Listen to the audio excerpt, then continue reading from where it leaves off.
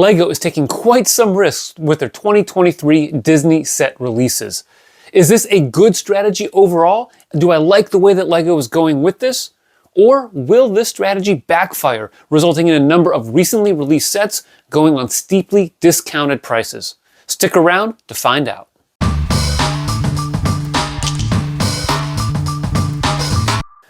Hi everyone, welcome back to Building Together. I'm Colin, and I've been a LEGO fan for over 35 years, which is pretty much my entire life. Now, adult fans of LEGO are currently going through what I believe is a golden era for the company when it comes to large, adult-oriented sets. In fact, if you go back and look at the 2022 LEGO financial report, you'll notice that LEGO Icons, their adult theme, is one of their best-selling themes from that year. So it's not a surprise then that we see more and more sets being targeted for adults when it comes to LEGO themes. For LEGO Disney fans, this has meant getting the occasional large set, such as the Ice Castle in 2021, or the buildable Mickey and Minnie Mouse in 2020, or even the Disney Train Station and Disney Castle in previous years. In other words, about one massive set geared towards adults each year. And while not all of these were creator experts or icon sets officially, they are clearly targeted to adults with disposable income. Well, that's all about to change this year, the 100th anniversary of Disney. This past week, we saw the official announcement of two $150+ sets, the Enchanted Treehouse and the Little Mermaid Royal Clamshell. The first of these, with over 1,000 pieces and 12 mini dolls, is akin to the flagship sets we typically see with most LEGO themes. The second set, though, caught my eye because it's a unique set built entirely within a clamshell. And just a couple of days later, a couple of catalog images were leaked showing two more sets that are a bit different from the usual LEGO set. Oh, and we're supposed to be getting another Disney Castle in July for $400, if you can believe the rumors. This ramp up in large sets makes sense given it's Disney's centennial. But that doesn't mean this approach is guaranteed to succeed.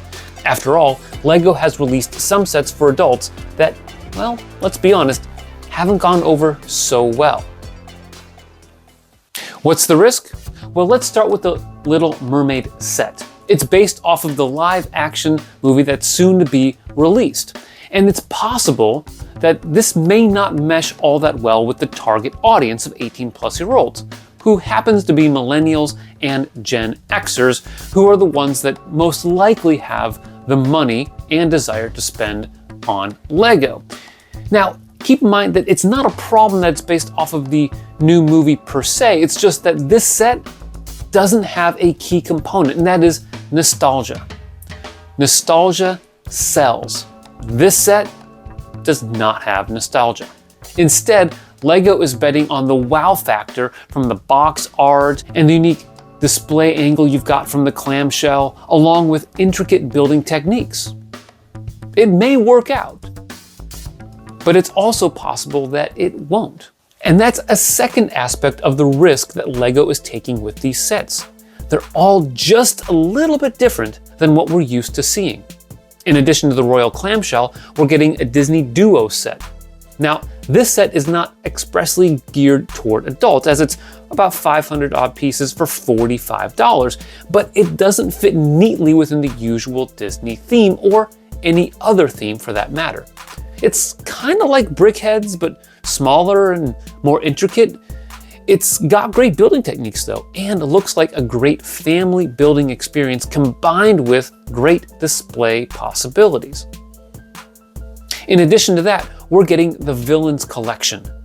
This one really pops when you look at it, with the red apple, brightly colored books, the watch, a Queen of Hearts card, and of course the VHS, which our youngest daughter Autumn had no clue what that was. This set reminds me of the Hogwarts Icon set with Hedwig, the Golden Snitch, the Gryffindor scarf, and other key items from the series. Now, this set is also a risk. It is reminiscent of no other past Disney sets. And that could be one reason why it strikes me as based on the rumored price, as a good deal. It's 4 minifigs and 1,500 pieces for about $130, according to those rumors. Now, notice that it comes with minifigs and not mini dolls, which is why it's clear that LEGO is targeting adults with this set. So clearly LEGO is doing something new here, and to be honest, I like that. I want LEGO to take risks and try something that we haven't quite seen before, because it means that they're looking to expand their market and it'll push them to, I think, produce better sets. But will it pay off? It's tough to tell at this point, as of course the sets have yet to be released, but if I had to put an order to the ones that I think will be the most successful, I think the first one, most successful, will be the Duos set. This one has a really good price and provides, I think, what could be an interesting, unique building experience that is combined with good display features. The second one, I would say, is going to be the Villains set. Now, this one has a little bit of a wow factor, and along with the first one, ties into that key factor I mentioned earlier, nostalgia. And that's why I think the third most successful of these sets will be the Royal Clamshell. Now, this one does have potential though. I like the set. I'm not sure I'm gonna buy it, but I can see a lot of people trying it out, especially if the new live action movie is successful. So while it doesn't have that nostalgia, it does make up for it potentially with other features. Now, of course, one set I referred to earlier that is coming out this summer that I think will easily be one of the most successful sets of the year for LEGO, much less among the Disney sets, is the LEGO Disney Castle. We know that their original Disney Castle, the massive one that came out years ago, was successful on the shelves for years. And I think that's a good measure of success. There's no doubt that if they do it correctly, and LEGO's got a pretty good track record when it comes to those kinds of sets, that it is going to also be a success. Although I would argue that one's not quite as much of a risk. Anytime somebody or a company does something new, it poses a risk. LEGO took a risk years ago in 2007 with adult-themed sets when they released the Eiffel Tower and the Cafe Corner. They followed it up in 2008 with another modular building and the VW Beetle. And you can tell that these sets were a success. It was a risk that paid off because we've been seeing large architecture-based sets for a long time. We've been getting a modular every single year and one, if not two, big vehicles every year. So risks can work, and I'm glad that LEGO is taking this risk. However, when they're investing in adults and the products they're targeting us with, that means that we're getting more and more massive sets. And I kind of am wondering, is LEGO producing too much of a good thing when it comes to these massive sets geared toward adults? Now that is a topic for another video, which will be coming out soon on this channel. So make sure you check back for that. In the meantime, if you want to see some other LEGO videos from this channel, click down here.